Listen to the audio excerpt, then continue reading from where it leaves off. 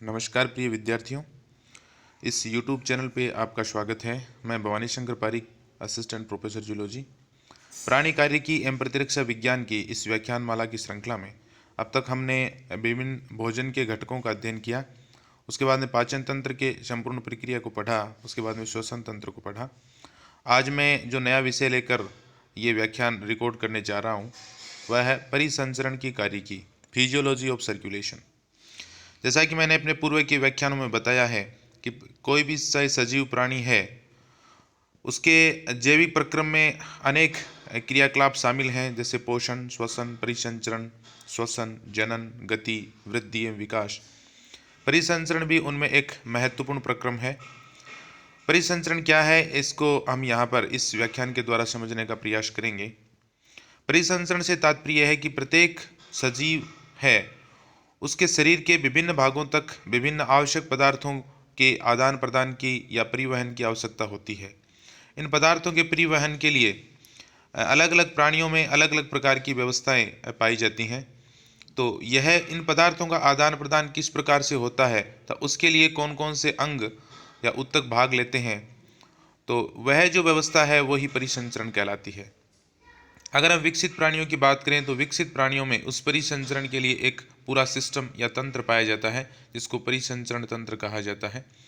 तो परिसंचरण तंत्र शरीर का एक सर्वाधिक महत्वपूर्ण तंत्र है, जो प्राणी के बाहरी माध्यम तथा शरीर के विभिन्न ऊतकों के मध्य आवश्यक पदार्थों का विनिमय करता है।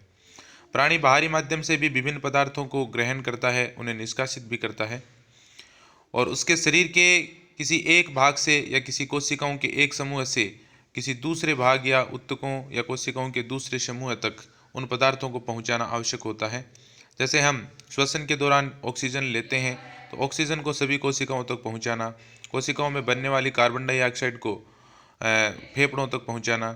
उसी प्रकार से भोजन जो हम आहार नाल के द्वारा ग्रहण करते हैं, तो आहार नाल द्वारा अवशोषित भोजन को शरीर की सभी कोशिकाओं तक पहुंचाना, और उसी प्रकार से कोशिकाओं के द्वारा स्रावित होने वाले जो हार्मोन्स हैं उनको उसके टारगेट साइट या उसके जो लक्ष्य अंग है वहाँ तक पहुँचाना।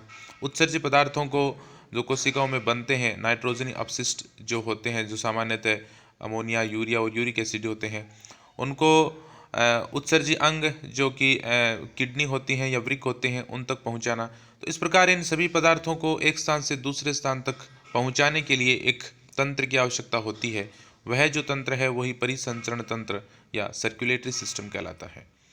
अलग अलग प्राणियों में इस परिसंचरण के लिए अलग अलग प्रकार की जो व्यवस्थाएं हैं वो देखने को मिलती हैं, लेकिन यहाँ पर हम जो फिजियोलॉजी पढ़ेंगे वो मनुष्य के संदर्भ में पढ़ेंगे। तो मनुष्य में परिसंचरण तंत्र किस प्रकार का पाया जाता है, वह कैसे कार्य करता है, उसी के बारे में हम बात करेंगे। किसी भी प्राणी का जो परिसंचरण तंत्र हो उसमें कुछ घटक होते हैं।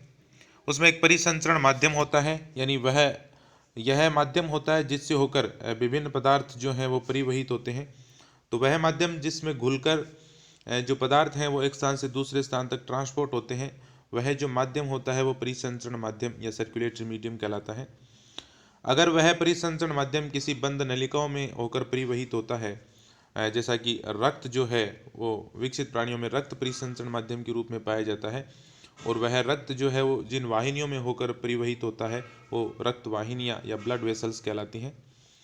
तीसरा, उस माध्यम को लगातार गति प्रदान करने के लिए कि उसमें एक लगातार गति बनी रहे, वह प्रवाहित होता रहे, उसके लिए एक संकुचनशील ऑर्गन की आवश्यकता होती है जो उसको पंप करता रहे। तो ऐसा जो ऑर्गन है वो हृदय के रूप में प्राणियों में पाया जाता है। तो तीसरा इसका जो घटक है वो हृदय या हार्ट होता है। हृदय की संरचना भी अलग अलग प्राणियों में अलग अलग प्रकार की होती है। वो किस प्रकार उसकी संरचना और विकास हुआ है उसी को भी हम आगे डिटेल में पढ़ेंगे।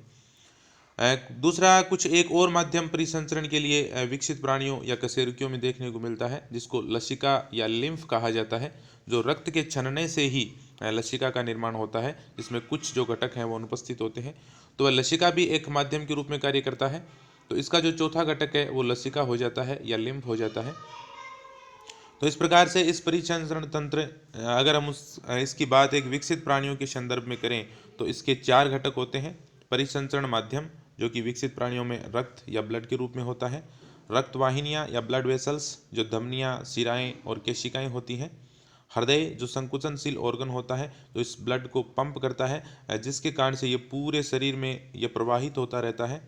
और चौथा लसिका या लिम्फ, जो रक्त के छनने से ही ऊतकों या कोशिकाओं के मध्य स्पेस है वहाँ ये भरा रहता है, और फिर लसिका वाहिनियों से ये इकट्ठा होकर वापस रक्त में डाल दिया जाता है। तो चौथा लसिका या लिम्फ होता है। तो इस प्रकार से इस परिसंचरण तंत्र के ये घटक होते हैं। अगर हम परिसंचरण तंत्र के इतिहास के बारे में बात करें तो सर्वप्रथम विलियम हार्वे नामक वैज्ञानिक ने हृदय की कार्य प्रणाली को समझा था और रक्त परिसंचरण का वर्णन किया था। तो हृदय की कार्य प्रणाली का और रक्त परिसंचरण का सर्वप्रथम जो वर्णन है वो विलियम हार्वे ने किया था। कशेरुकी प्राणियों में इस परिसंचरण तंत्र की उत्पत्ति भ्रूणीय उद्भव के दौरान मीजोड्रम स्तर से होती है, यानी हृदय, रक्त वाहिनियां, रक्त, इन सभी की जो उत्पत्ति है या इनका निर्माण है वो मीजोड्रम या मध्य जरण स्तर द्वारा होता है। रक्त परिसंचरण तंत्र या हम बात करें जो ये परिसंचरण तंत्र, ये विकसित प्राणियों में दो प्रकार से इसको विभाजित किया जा सकता है। अगर परिसंचरण का माध्यम ब्लड है तो इस प्रकार का परिसंचरण तंत्र रक्त परिसंचरण तंत्र या ब्लड सर्कुलेटरी सिस्टम कहलाता है।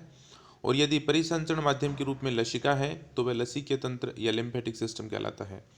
वैसे ये दोनों एक दूसरे के सहायक हैं। लसीके तंत्र है वो भी आगे ब्लड सर्कुलेटरी सिस्टम से जुड़ जाता है, क्योंकि लसिका जो कि रक्त के छनने से लसिका का निर्माण होता है, वह लसिका उत्तकीय द्रव्य के रूप में भरा रहता है। उस लसिका को लसिका वाहिनियों द्वारा इकट्ठा किया जाता है। छोटी छोटी लसिका वाहिनियाँ एक बड़ी लसिका वाहिनियों में खुलती हैं, और ये बड़ी लसिका वाहिनियाँ जो हैं वो अंततः बड़ी शिराओं में खुल जाती हैं, जिससे ये लसिका है वो पुनः रक्त में शामिल हो जाता है। लेकिन इसको एक अलग घटक के रूप में या एक अलग तंत्र के रूप में भी इसको पढ़ा जा सकता है। तो परिसंचरण तंत्र है वो दो प्रकार का होता है विकसित कशेरुकी प्राणियों में। एक रक्त के रूप में जिसको रक्त परिसंचरण तंत्र, और दूसरा जिसमें परिसंचरण माध्यम लसिका होता है या लिम्फ होता है, तो उसको लिम्फेटिक सिस्टम या लसीकीय तंत्र कहते हैं। इसका दोनों का डिटेल में स्टडी हम आगे करेंगे। तो पहले हम बात करते हैं रक्त परिसंचरण तंत्र या ब्लड सर्कुलेटरी सिस्टम की। प्राणियों की अगर हम बात करें तो प्राणियों में यह सिस्टम दो प्रकार का होता है, जिसमें एक खुले प्रकार का या ओपन टाइप कहते हैं, दूसरा क्लोज टाइप या बंद प्रकार का। सरल भाषा में अगर हम समझें तो हम ये कहेंगे कि यदि परिसंचरण माध्यम या जिसको हम रक्त कहें, रक्त अगर यदि नलिकाओं से बाहर आ जाता है, ब्लड वेसल से अगर वो बाहर आ जाता है और वो सीधा अगर कोशिकाओं के संपर्क में आता है, तो इस प्रकार का जो सिस्टम है वो ओपन टाइप सिस्टम कहलाता है, खुले प्रकार का परिसंचरण तंत्र कहलाता है। और दूसरा जो तंत्र होता है वो ऐसा होता है कि इसमें जो परिसंचरण माध्यम है या जो रक्त है वो कभी भी नलिकाओं से बाहर नहीं आता, वो नलिकाओं के अंदर ही प्रवाहित होता है, यानी कोशिकाओं और रक्त के मध्य कोई सीधा संपर्क नहीं होता है। उसके बीच में वाहिनियाँ जो हैं उनकी भित्ति अवश्य मौजूद होती है। तो इस प्रकार का सिस्टम है वो क्लोज टाइप का कहलाता है। अगर खुले प्रकार का तंत्र पाया जाता है तो इस प्रकार की व्यवस्था में जो मान लीजिए कि ये ब्लड है ये फ्लो हो रहा है, फिर आगे जाके कहीं किन्हीं स्थानों पे ये सीधा बाहर आ जाता है, कोशिकाओं के सीधे संपर्क में आ जाता है। इस प्रकार के जो स्थान हैं वो सिनुसोइड्स कहलाते हैं। रुधिर कोटर जिनको कहा जाता है, ये रुधिर कोटरों में आ जाता है और उसके बाद में वापस ये नलिकाओं में इकट्ठा हो जाता है और हृदय तक पहुंचा दिया जाता है। तो इस प्रकार की अगर व्यवस्था हो तो ये ओपन टाइप का सिस्टम कहलाता है। तो इस प्रकार की व्यवस्था में जो परिसंचरण माध्यम है वो सीधा कोशिकाओं के संपर्क में होता है और पदार्थों का आदान प्रदान सीधा इस माध्यम से हो जाता है। दूसरी व्यवस्था इस प्रकार से होती है कि जो रक्त है वो नलिकाओं से बाहर न आकर छोटी छोटी सूक्ष्म नलिकाओं में ये प्रवाहित होता रहता है। जैसे मान लीजिए कि हृदय से प्रवाहित होने वाला जो रुधिर है जिस नलिकाओं में प्रवाहित होता है वो धमनियाँ कहलाती हैं, और धमनियाँ आगे जाके छोटी छोटी धमनियों में विभाजित हो जाती हैं, जिनको धमनिकाएँ कहते हैं या आर्ट्रियोल्स कहते हैं। आर्ट्रियोल्स फिर और सूक्ष्म नलिकाओं में विभाजित हो जाती हैं। ये जो सूक्ष्म नलिकाएँ हैं ये केशिकाएँ या ब्लड कैपिलरीज कहलाती हैं। तो जो रक्त जो है वो कभी भी बाहर नहीं आता, वो ब्लड कैपिलरीज में पहुंच जाता है। और ब्लड कैपिलरीज जो होती हैं या रक्त केशिकाएं जो होती हैं इनकी भित्ति बहुत पतली होती है, इनसे होकर पदार्थों का आदान प्रदान कोशिकाओं तक हो जाता है। आगे जाके ये ब्लड कैपिलरीज जो हैं वो बड़ी नलिकाओं या शिराओं में मिल जाती हैं, ये छोटी शिराएँ, और फिर अंततः बड़ी शिराओं का निर्माण हो जाता है और बड़ी शिराएँ हैं वो वापस उस रक्त को या रुधिर को हृदय तक पहुँचा देती हैं। तो इस प्रकार की व्यवस्था में कहीं भी जो ब्लड है वो इन नलिकाओं से बाहर नहीं आता है, वो सीधा संपर्क में नहीं होता है। कोशिकाओं और रक्त के मध्य हमेशा एक छोटी भित्ति मौजूद होती है जिसको रक्त केशिका या ब्लड कैपिलरी कहते हैं, उसके रूप में वो एक बैरियर है वो पाया जाता है, और उससे होकर ही पदार्थों का आदान प्रदान होता है, चाहे वो गैसेज हों, चाहे वो हार्मोन्स हों, चाहे वो पोषक तत्व हों, कुछ भी पदार्थ हों, चाहे वो उत्सर्जित पदार्थ हों, इनका आदान प्रदान इन्हीं केशिकाओं और कोशिकाओं के मध्य होता है। तो इस प्रकार का सिस्टम है वो क्लोज टाइप कहलाता है। कौन से प्राणियों में ओपन सिस्टम पाया जाता है और कौन से में क्लोज सिस्टम पाया जाता है, तो इसके एग्जाम्पल हम देखते हैं। आर्थ्रोपोडा जो फाइलम है, इसमें सभी में आप देखेंगे कि ओपन टाइप का सिस्टम होता है। जब आप तिलचट्टे को हम डिसेक्शन करते हैं तो देखते हैं इसमें वाइट मैटर हमको दिखाई देता है, तो वो उसका जो ब्लड है वो सीधा कुछ ऊतकों के संपर्क में आता है, तो उसके ऊतक या जो उसके ऑर्गन्स हैं वो उसी माध्यम में, उस परिसंचरण माध्यम में डूबे रहते हैं। मोलस्का में अगर हम सेफेलोपोडा को छोड़ दें, सेफेलोपोडा जो उसका सब फाइलम है उसको छोड़ दिया जाए, तो बाकी सभी जो मोलस्कन्स हैं उसमें ओपन टाइप का सिस्टम होता है। इकाइनोडर्मेटा में भी ओपन सिस्टम होता है। होलोथुरिया को अगर छोड़ दिया जाए तो उसमें ओपन सिस्टम होता है। इसके बाद में प्रोटोकॉर्डेट्स हैं या फिर हेमिकॉर्डेट्स हैं, इन सभी में ओपन टाइप का सिस्टम होता है। एसिडियन जो होते हैं उनमें भी ओपन टाइप का सिस्टम होता है। तो इन प्राणियों में खुले प्रकार का परिसंचरण तंत्र पाया जाता है। अगर हम बंद प्रकार के परिसंचरण तंत्र की बात करें तो इसके एग्जाम्पल एनालिडा, यहाँ पर ध्यान देना, एनालिडा जो फाइलम है, जो एक नॉन कोडेट्स का फाइलम है, उसमें क्लोज टाइप का सिस्टम होता है, बंद प्रकार का। लेकिन इसमें भी कुछ जो अपवाद हैं, जैसे लीच होती है या जोंक होती है, उसमें ओपन टाइप का सिस्टम होता है। शेफेलोपोडा में मैंने आपको बताया ये मोलस्का का उपसंग है, लेकिन इसमें बंद प्रकार का परिसंचरण तंत्र होता है। होलोथुरिया ये भी फाइलम इकाइनोडर्मेटा के सदस्य होते हैं, इनमें भी बंद प्रकार का परिसंचरण तंत्र होता है। और बाकी जो वर्टिब्रेट्स हैं, कशेरुकी प्राणी हैं, इन सब में बंद प्रकार का सर्कुलेटरी सिस्टम पाया जाता है। तो दो प्रकार के परिसंचरण तंत्र या रक्त परिसंचरण तंत्र हैं वो प्राणियों में देखने को मिलते हैं। अपरिसंचरण माध्यम क्या हो सकता है, जिसकी सामान्यतः जब हम एक विकसित प्रकार के प्राणी के परिसंचरण तंत्र की बात करते हैं तो हम रक्त की ही बात करते हैं, लेकिन रक्त के अतिरिक्त भी कई और प्रकार के परिसंचरण माध्यम प्राणियों में देखने को मिलते हैं, जिससे होकर पदार्थों का परिवहन होता है। इसमें से प्रमुख जो है वो निम्नांकित हैं, जैसे हाइड्रोलिम्फ। हाइड्रो का मतलब होता है जल, लिम्फ का मतलब होता है लसिका, यानी एक जल के समान परिसंचरण माध्यम होता है जिसमें होकर विभिन्न प्रकार के जो पदार्थ हैं वो परिवहित होते हैं। इस प्रकार का परिसंचरण माध्यम, इसमें कोई श्वसन वर्णक नहीं होता है, कोई रक्त कोशिकाएं इसमें नहीं होती हैं। तो इस प्रकार का परिसंचरण माध्यम हाइड्रोलिम्फ कहलाता है, जो निमेटोडा के सदस्यों में एक्टोप्रोक्टा, ये माइनर फाइला है, रोटिफर्स, इनमें ये देखने को मिलता है। हीमोलिम्फ, ये लिम्फ या लसिका के समान ही होता है, परंतु इसमें हीमो का मतलब है इसमें जो श्वसन वर्णक जरूर पाया जाता है। वो श्वसन वर्णक के रूप में हीमोग्लोबिन हो सकता है, वो हीमो इरिथ्रिन हो सकता है, या वो हीमोसाइनिन हो सकता है। हीमोग्लोबिन में आयरन होता है, हीमोसाइनिन में कॉपर होता है। तो इस प्रकार से इस श्वसन वर्णक के रूप में जो कोई ना कोई मॉलिक्यूल्स या अणु इनमें अवश्य पाया जाता है। तो इस प्रकार का जो माध्यम है होता है वो हीमोलिम्फ कहलाता है। आर्थ्रोपोडा और मोलस्का में हीमोलिम्फ पाया जाता है, इसके कुछ सदस्यों में हीमोग्लोबिन श्वसन वर्णक के रूप में होता है, किसी में हीमोसाइनिन या फिर हीमो इरिथ्रिन होता है, इसकी हम चर्चा इनवर्टिब्रेट्स का जब हम पढ़ते हैं तब हम करते हैं। तीसरा जो परिसंचरण माध्यम है वो लिम्फ या लसिका हो सकता है, जिसकी चर्चा मैंने पहले की है। जो कशेरुकी प्राणी है उनमें रक्त के साथ एक दूसरा माध्यम भी पाया जाता है जिसको लसिका या लिम्फ कहा जाता है। इसका निर्माण रक्त के क्षरणे से ही होता है। ये प्रमुख रूप से प्लाज्मा ही होता है, और प्लाज्मा के साथ अगर WBC मौजूद हैं, वाइट ब्लड सेल्स अगर उसमें आ जाती हैं, तो वो जो माध्यम होता है वो लसिका या लिम्फ कहलाता है। तो लसिका और लिम्फ भी परिसंचरण माध्यम के रूप में पाया जाता है।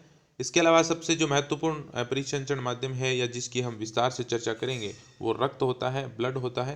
तो कशेरुकी प्राणियों में या वर्टिब्रेट्स में, जिसमें मछलियां हैं, एम्फीबियंस हैं, रेप्टाइल हैं, एवीज हैं, मैमल्स हैं, उन सब में जो परिसंचरण माध्यम है वो रक्त या ब्लड के रूप में पाया जाता है, वहीं उनका प्रमुख परिसंचरण माध्यम होता है।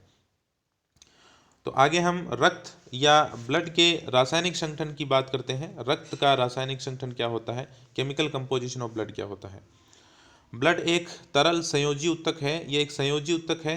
हम जानते हैं कि संयोजी उत्तक वो उत्तक होते हैं जो दूसरे उत्तकों को या अंगों को जोड़ने का काम करते हैं।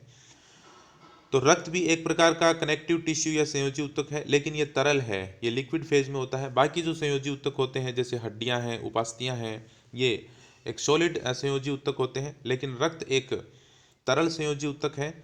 इसमें जो एक मैट्रिक्स होती है वो मैट्रिक्स तरल के रूप में या प्लाज्मा के रूप में होती है। संयोजी ऊतक में हम जानते हैं कि एक मैट्रिक्स होती है, उस मैट्रिक्स में कुछ सेल्स हैं वो उपस्थित होती हैं। इस प्रकार का जो ऊतक होता है वो संयोजी ऊतक या कनेक्टिव टिश्यू कहलाता है। यहाँ पर जो मैट्रिक्स या अधात्री होती है वो अधात्री तरल रूप में होती है जिसको प्लाज्मा कहते हैं, और उस प्लाज्मा में अनेक जो सेल्स हैं वो पाई जाती हैं। वो जो सेल्स हैं वो ब्लड सेल्स या ब्लड कार्पल्स जिनको कह देते हैं, रक्त कणिकाएं जिनको कहना ज़्यादा उपयुक्त है, क्योंकि सेल्स की विशेषता ये होती है कि सेल्स में एक केंद्रक होता है, लेकिन यहाँ पर जो ये हम कोशिकाएं देखेंगे उनमें कईयों में केंद्रक अनुपस्थित होता है, इसलिए उनको कोशिकाएं कहने की बजाय अगर उनको कणिकाएं कहा जाए तो वो ज़्यादा उपयुक्त होता है। इसलिए कई जगह इनको कणिकाएं लिखा जाता है, कई स्थानों पर इनको कोशिकाएं भी लिख दिया जाता है। तो ये ब्लड कार्पल्स होती हैं। तो अधात्री के रूप में इनमें प्लाज्मा होता है, और उसके साथ में जो सेल्स होती हैं जिनको ब्लड सेल्स या ब्लड कार्पल्स कहा जाता है वो 3 प्रकार की होती हैं। एक जो लाल रंग की दिखाई देती हैं जिनको रेड ब्लड सेल्स या आरबीसी कहते हैं। दूसरी जो सफ़ेद रंग की दिखाई देती हैं उनको वाइट ब्लड सेल्स या डब्ल्यूबीसी कहा जाता है। और तीसरी जो छोटे छोटे कणिकाओं के रूप में पाई जाती हैं जिसको बिंब के रूप में पाई जाती हैं, जिसको बिंबाणु या थ्रोम्बोसाइट कहा जाता है। तो रक्त को जीवन की सरिता कहा था। कैनन नामक वैज्ञानिक ने इसको रिवर ऑफ लाइफ, जीवन की सरिता कहा था। ये जीवन इसमें बहता है, इसी के कारण से जीवन संभव है, इसीलिए इसको जीवन की सरिता, जीवन की नदी कहा जाता है। ये शरीर के संपूर्ण भार का 8% होता है, और लगभग एक स्वस्थ व्यक्ति में 4.5 से 5 लीटर तक ब्लड पाया जाता है। ये लाल रंग का दिखाई देता है क्योंकि इसमें लाल रक्त कणिकाएं पाई जाती हैं जिनमें हीमोग्लोबिन नामक श्वसन वर्णक की उपस्थिति के कारण यह लाल रंग का दिखाई देता है। रक्त के कौन कौन से घटक हैं इसको हम इस चार्ट के द्वारा समझते हैं। तो ब्लड को प्रमुख रूप से 2 भागों में विभाजित किया जा सकता है। इसका लगभग 55% भाग जो तरल माध्यम के रूप में होता है जिसको प्लाज्मा कहते हैं, ये 55% होता है, जो एक संयोजी ऊतक का एक मैट्रिक्स है, एक अधात्री है। बाकी इसमें जो 45% हैं वो कणिकाएं होती हैं, या हम कह सकते हैं रक्त कोशिकाएं होती हैं जिसको ब्लड कार्पल्स या ब्लड सेल्स कह सकते हैं। ये 3 प्रकार की होती हैं। सर्वाधिक मात्रा में जो पाई जाती हैं वो आरबीसी होती हैं, उसके बाद में डब्ल्यूबीसी, और तीसरी प्लेटलेट्स या जिसको बिंबाणु या थ्रोम्बोसाइट कहते हैं। तो 3 प्रकार की रक्त कणिकाएं पाई जाती हैं। प्लाज्मा जो है उसका अधिकांश भाग जो है वो जल के रूप में ही होता है। 90% जो प्लाज्मा का भाग है वो जल या वाटर होता है, और बाकी 10% उसमें सॉलिड होते हैं जो उसमें घुले हुए होते हैं। सॉलिड जो है वो 2 प्रकार के या 3 प्रकार के इसको हम विभाजित कर सकते हैं। एक तो जो प्लाज्मा में पाई जाने वाली प्रोटीन है जिनको प्लाज्मा प्रोटीन कहते हैं, 7% होती हैं। इनऑर्गेनिक साल्ट, अकार्बनिक जो लवण है वो 1% होते हैं, और बाकी अदर सबस्टांस हैं जो नाइट्रोजीनियस हो सकते हैं या नॉन नाइट्रोजीनियस हो सकते हैं, वो जो हैं वो अदर सबस्टांस हैं वो 2% होते हैं। अगर हम प्लाज्मा प्रोटीन की बात करें तो प्रमुख रूप से पाई जाने वाली जो प्लाज्मा प्रोटीन है इसमें सीरम एल्बुमिन है जो सबसे छोटी प्रोटीन होती है, लेकिन सर्वाधिक मात्रा में पाई जाने वाली प्रोटीन होती है एल्बुमिन, सीरम एल्बुमिन। इसका निर्माण लीवर में होता है। दूसरी ग्लोबुलिन प्रोटीन होती है। ग्लोबुलिन प्रोटीन है ये 3 प्रकार की होती हैं, अल्फा, बीटा और गामा। अल्फा और बीटा ग्लोबुलिन प्रोटीन का निर्माण लीवर में ही होता है, लेकिन गामा प्रोटीन है वो डब्ल्यूबीसी की जो डब्ल्यूबीसी जो है उनके द्वारा होता है। प्लाज्मा सेल्स जो होती हैं वो गामा प्रोटीन का निर्माण करती हैं। प्रोथ्रोम्बिन और फाइब्रिनोजन, इन दोनों प्रोटीन का निर्माण भी लीवर में होता है जो रक्त अस्कंदन में भाग लेती हैं। तो ये प्रमुख प्लाज्मा प्रोटीन हैं। इनऑर्गेनिक साल्ट के रूप में sodium ion, chloride ion, potassium sulphate, calcium phosphate, iron carbonate, magnesium bicarbonate, ये आयंस के रूप में पाए जाते हैं, ये इनऑर्गेनिक साल्ट के रूप में। और अदर सब्सटेंस की बात करें तो ग्लूकोज जो कि रक्त में प्रवाहित होता है, एमिनो एसिड होते हैं, फैटी एसिड्स होते हैं, एंटीजन्स होते हैं, एंटीबॉडी या जो ग्लोबुलिन प्रोटीन होती हैं वो, ब्लड पिगमेंट, कई प्रकार के रक्त वर्णक जो हैं वो पाए जाते हैं। हॉर्मोन्स हैं जो अंतःस्रावी ग्रंथियों द्वारा स्रावित होने वाले हॉर्मोन्स भी रक्त के द्वारा प्रवाहित होते हैं। एंजाइम्स हैं, रक्त में पाए जाने वाले कई एंजाइम्स हैं। विटामिन्स हैं वो भी पाए जाते हैं। गैसेज हैं, ऑक्सीजन, नाइट्रोजन, कार्बन डाइऑक्साइड, ये गैसेज हैं। इसके अलावा नाइट्रोजन अपशिष्ट पदार्थ हैं जिसमें अमोनिया, यूरिया, यूरिक एसिड या फिर क्रिएटिन, जैंथिन, ये कुछ अपशिष्ट पदार्थ हैं, इनका परिवहन भी रक्त के द्वारा होता है। तो ये सभी मिला के अदर सब्सटेंस इसको हम कह सकते हैं। तो ये 2% होते हैं। तो रक्त को हम मोटे तौर पे दो भागों में विभाजित करते हैं। पहला रक्त प्लाज्मा जो 55% होता है, ये तरल होता है। दूसरी रक्त कणिकाएं जो 3 प्रकार की होती हैं, आरबीसी, डब्ल्यूबीसी और प्लेटलेट्स। प्लाज्मा का 90% भाग जल होता है, 10% भाग इसमें ठोस होता है, जिसमें प्लाज्मा प्रोटीन होती हैं 7%, अकार्बनिक लवण होते हैं 1% और अन्य पदार्थ होते हैं वो 2% होते हैं। अब इन सभी का हम थोड़ा डिटेल में बात कर लेते हैं। तो पहले हम बात करते हैं ब्लड प्लाज्मा की। प्लाज्मा जो है वो हल्के पीले रंग का एक स्वच्छ और निर्जीव एक आधारीय तरल पदार्थ है, यानी मैट्रिक्स है। ये संयोजी ऊतक का एक मैट्रिक्स। प्लाज्मा के जो कार्बनिक घटक हैं उसमें प्रमुख रूप से प्लाज्मा प्रोटीन ही पाई जाती हैं और लगभग 200 से 300 ग्राम प्लाज्मा प्रोटीन जो है वो ब्लड में पाई जाती है, जिसमें पहला है सीरम एल्बुमिन। एल्बुमिन मैंने आपको बताया कि सबसे स्मॉलेस्ट ब्लड प्रोटीन है, सबसे छोटी ब्लड प्रोटीन है, लेकिन ये सर्वाधिक मात्रा में पाई जाने वाली प्रोटीन है। ये 4.2% होती है। इसका निर्माण लीवर में होता है। इसका जो कार्य है, ये रक्त में पराशरण दाब को बनाए रखती है, ये कोलोइडल ऑस्मोटिक प्रेशर को बनाए रखती है। इसी के कारण से रक्त का एक निश्चित पराशरण दाब बना रहता है और इसी पराशरण दाब के कारण ही रक्त की जो केशिकाएं हैं उनसे पदार्थों का परिवहन है, या पदार्थों को जल को ग्रहण करना या जल का निष्कासित होना, वो कितनी मात्रा में जल ग्रहण किया जाएगा या निष्कासित होगा, ये इसी के आधार पर तय होता है। तो ये महत्वपूर्ण प्रश्न कई बार पूछा जाता है कि कौन सी प्रोटीन ब्लड का ऑस्मोटिक प्रेशर मेंटेन करती है, तो वो एल्बुमिन होती है, सीरम एल्बुमिन होती है। दूसरी सीरम ग्लोबुलिन होती है, गोलाकार प्रोटीन या ग्लोबुलिन प्रोटीन होती है, ये 2.6% होती है। इनका निर्माण ही लीवर में होता है, जिसमें 3 प्रकार की होती हैं। अल्फा ग्लोबुलिन जो है वो हार्मोन स्थानांतरण में, और बीटा ग्लोबुलिन है ये रासायनिक पदार्थों के स्थानांतरण में, जिसमें प्रोटीन हो सकते हैं या फैट हो सकते हैं, मतलब फैट हो सकता है या फैट सोल्यूबल प्रोटीन्स हो सकते हैं, इनके स्थानांतरण में ये भाग लेती हैं। तीसरी गामा ग्लोबुलिन होती हैं जो एंटीबॉडी का निर्माण करती हैं। इन गामा ग्लोबुलिन प्रोटीन का जो उत्पादन है वो प्लाज्मा बी सेल के द्वारा किया जाता है। तो ये प्रतिरक्षा तंत्र का कार्य करती हैं, प्रतिरक्षा या डिफेंस में भाग लेती हैं। तो ग्लोबुलिन प्रोटीन जो अल्फा और बीटा होती हैं वो विभिन्न पदार्थों के स्थानांतरण में भाग लेती हैं, जिसमें हार्मोन्स हो सकते हैं, प्रोटीन्स हो सकती हैं या फैट्स हो सकते हैं, इसके स्थानांतरण में भाग लेती हैं। जबकि गामा ग्लोबुलिन है वो डिफेंस का काम करती हैं, प्रतिरक्षा का कार्य करती हैं, एंटीबॉडी का उत्पादन करती हैं। तीसरी जो प्रोटीन है वो प्रोथ्रोम्बिन और फाइब्रिनोजन है, ये 0.2% पाई जाती हैं। ये ब्लड क्लोटिंग में भाग लेती हैं, रक्त स्कंदन में इनका योगदान होता है। जब हम रक्त स्कंदन की प्रक्रिया को पढ़ेंगे तब इनकी भूमिका को हम वहाँ पर विस्तार से पढ़ेंगे। इनका निर्माण भी लीवर में होता है। तो हम ये कह सकते हैं कि जो अधिकांश रक्त प्रोटीन हैं उनका निर्माण लीवर में ही होता है, इसीलिए जो लीवर है उसको बॉडी का फैक्ट्री कहा जाता है। अगर हम अकार्बनिक घटकों की बात करें, अकार्बनिक लवणों की बात करें, तो ये आयंस के रूप में पाए जाते हैं। ये लगभग 1% भाग बनाते हैं और इसी के कारण से जो रक्त होता है उसकी पीएच, इन आयंस के कारण ही इसकी पीएच जो सामान्यतः एक उदासीन पीएच से थोड़ी ज़्यादा होती है, 7.4 पीएच होती है।